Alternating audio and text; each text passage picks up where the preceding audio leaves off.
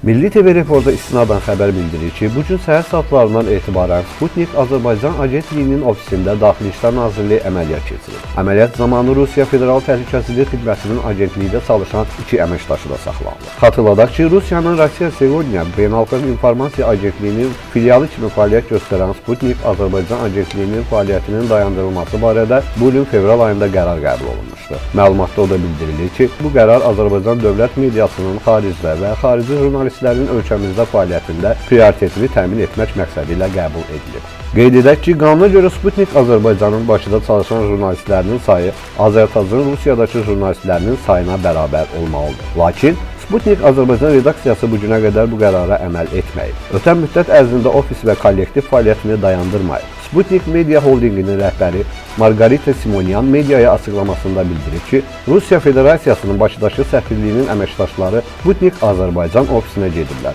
Onun sözlərinə görə, ofis əməkdaşları arasında Rusiya vətəndaşları da var.